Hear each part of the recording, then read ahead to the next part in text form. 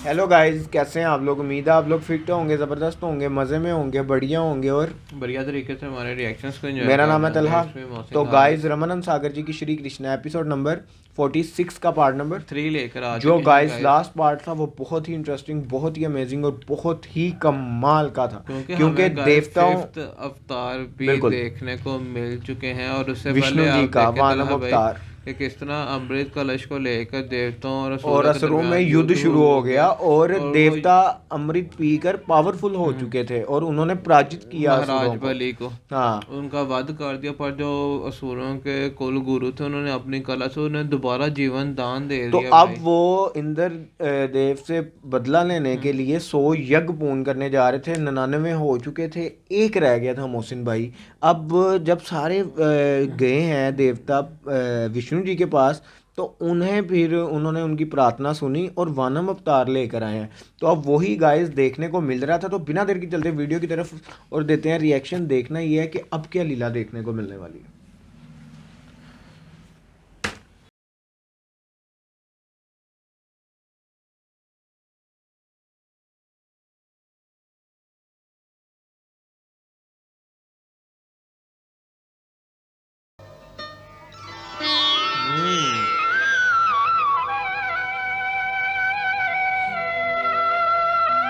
आपने बड़ी कृपा की जो हमारी यज्ञशाला में पधारे।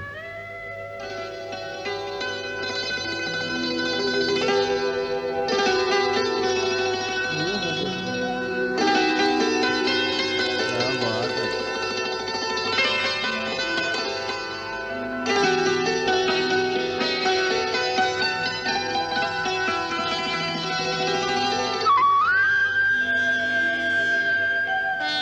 आपके इन नन्हे नन्हे चरणों और उनके धुवन से यहाँ की धरती पवित्र हो गई।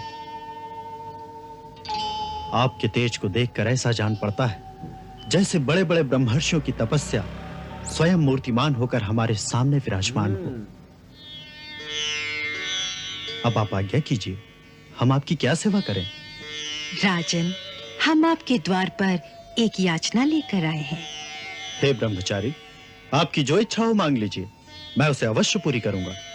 गाय, सोना, मणि, माणिक, बड़ा घर, संपत्तियों से भरे हुए गांव, हाथी, घोड़े, रथ, जो इच्छा हो मांग लीजिए।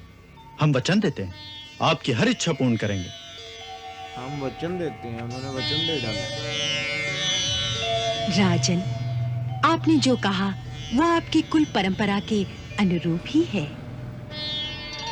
जिनके गुरु परम तेजस्वी शुक्राचार्य जैसे शक्तिशाली महात्मा हो शुक्र। और जिनके पितामह महाराज प्रहलाद जैसे भक्त और पिता महाराज विरोचन जैसे परमदानी और वीर पुरुष हों, उन्हीं में ऐसी विनम्रता, ऐसी शालीनता, ऐसी दानवीरता के गुण हो सकते हैं। हे असुराज, मैं जानता हूं कि आप सारे जगत के स्वामी हैं। तीनों लोकों में ऐसी कोई वस्तु नहीं जिसे आप ना दे सकते हो। परंतु शास्त्र कहता है कि विद्वान ब्राह्मण को उतना ही दान स्वीकार करना चाहिए जितनी उसे आवश्यकता हो। सो हे राजन, हमें यज्ञशाला के लिए थोड़ी सी भूमि की आवश्यकता है। सो आप कृपा करके मुझे उतनी भूमि दें जितनी मैं अपने पैरों से 3 डग में नाप सकूं। तो बस मैं संतुष्ट हो जाऊंगा। 3 डग भूमि? जी आपके पैरों से नापकर 3 डग भूमि? 3 स्टेप। जी।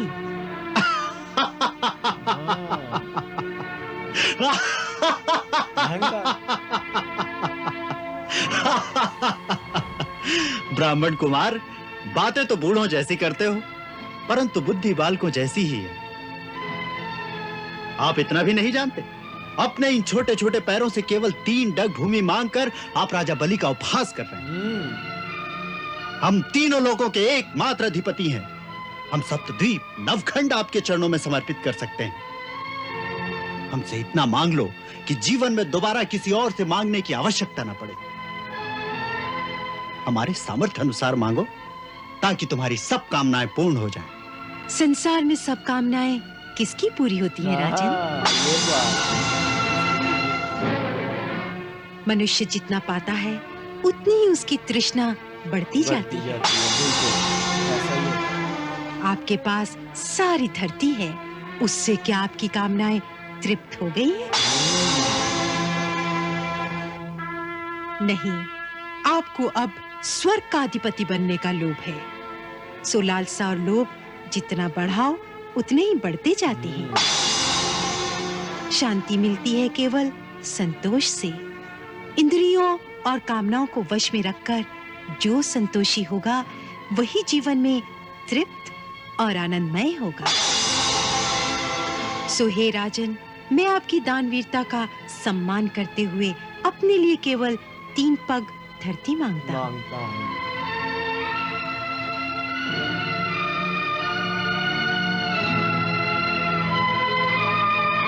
अच्छी बात है, जितनी आपकी इच्छा हो ले लीजिए। तो मंत्रबद्ध होकर दान का संकल्प करिए।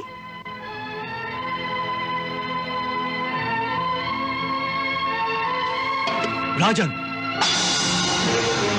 ये आप क्या करने जा रहे हैं? जिन्हें आप सामान्य बटुक कुमार समझकर 3 पग धरती दान करने जा रहे हैं, वो देवताओं का काम बनाने के लिए अदिति के गर्भ से जन्म लेने वाले स्वयं अविनाशी भगवान विष्णु हैं। ये 3 पग धरती में तुम्हारा समस्त ऐश्वर्य, राज्य, वैभव सभी कुछ प्राप्त कर लेंगे और इंद्र को दे देंगे। उन गुरु को पता चल गया। ये दैत्य जाति पर बहुत बड़ा अन्याय होगा। सुनो राजन, ये विश्व रूप विराट पुरुष एक पग में पृथ्वी और दूसरे पग में स्वर्ग को नाप लेंगे, तब तीसरे पग को आप कहां स्थान देंगे? अपना वचन पालन न करने के पाप से आप नरकगामी बन जाएंगे। और वैसे भी आपको अपनी संपत्ति से केवल 5वां भाग ही दान करने का अधिकार है, क्योंकि शास्त्र कहता है कि मनुष्य अपने धन को 5 भागों में बांट दे। एक धर्म के लिए, एक यश के लिए और एक धन की अभिवृद्धि के लिए व्यापार में लगा दे। एक भोगों के लिए रखे और एक स्वजनों की सहायता करने में लगाए।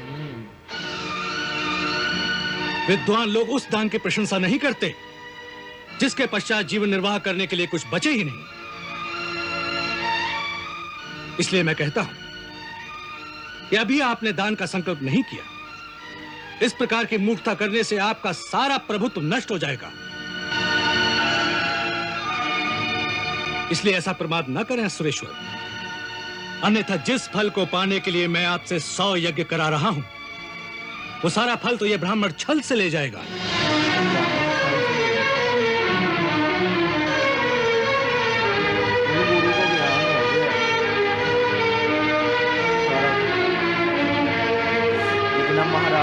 गुरुदेव, एक उदार और करुणाशील मनुष्य किसी अपात्र याचक की कामना पूर्ण करके यदि दुर्गति भोगता है तो वो दुर्गति भी शोभा की बात होती है।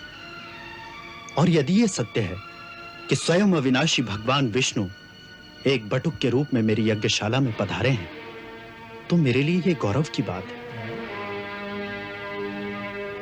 हे महर्षि, वेद विधि के ज्ञाता आप लोग जिन भगवान विष्णु का आह्वान करने के लिए यज्ञ तप आदि का अनुष्ठान करते हैं, तब वो कृपा कर दर्शन देते हैं। ऐसे भगवान विष्णु द्वारा साक्षात याचना करने पर मैं कैसे पीछे हट सकता हूं?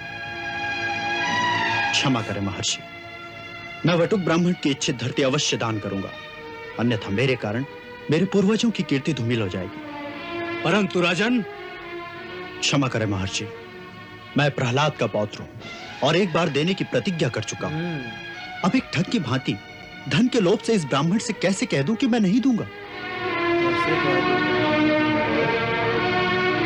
धरती कहती है कि वो सब कुछ सहने में समर्थ है, परंतु झूठे मनुष्य का बोझ वो भी नहीं सहन कर सकती। इसलिए भगवान, मैं वचन देकर झूठा नहीं होना चाहता। सही बात है।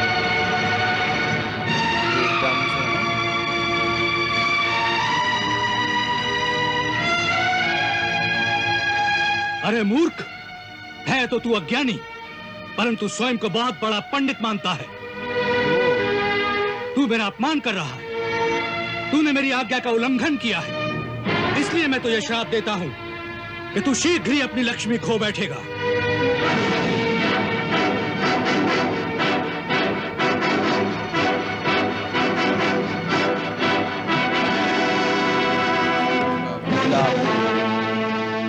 गुरुदेव, मुझे आपका शाप स्वीकार है, परंतु मैं अपने वचन से नहीं फिर सकता।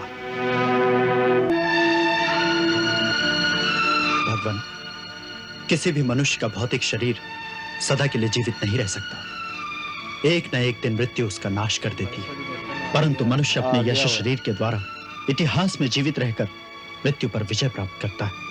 इसलिए मुझे अपने वचन का पालन करना ही होगा।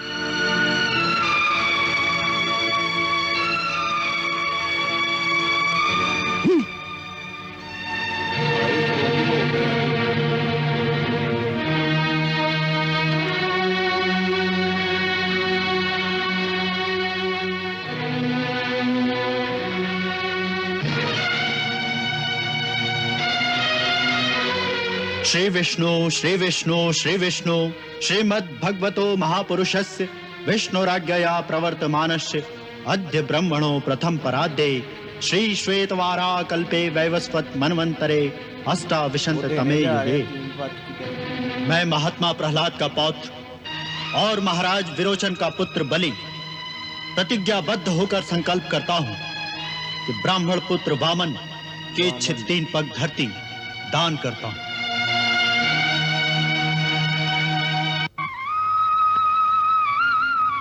ब्राह्मण देवता अपने पैरों से 3 पग धरती नापकर ग्रहण करें।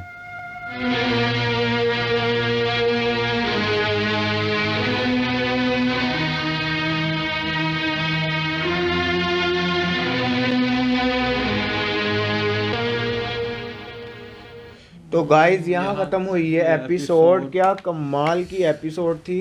हालांकि कुल गुरु को सारा कुछ पता चल गया था कि ये विष्णु जी के अवतार वानम हैं जो कि पंडित के रूप में आए हैं और इन्हों के 3 पद धरती, मतलब कि ये एक धरती पर पांव रखेंगे, दूसरा त्रिलोक अंदर देव पर पांव रखेंगे और तीसरे पांव की आपके पास तो जगह ही नहीं रहनी, ये सारा कुछ अपने 3 पद से ही छल से हासिल कर लेंगे। उन्होंने कहा कि अब तो मैं वचन दे चुका हूँ। और लेकिन यार देखो लग कैसा रहा था कि जैसे परिवर्तन आ गया हो महाराज बलि में। क्यों? क्योंकि उन्होंने कहा कि अगर तो ये भगवान विष्णु ही हैं तो आप लोग कितना कितना यज्ञ करते हैं, कितनी कितनी तपस्या करते हैं, वो तब भी प्रकट नहीं होते, अपने दर्शन आपको नहीं देते।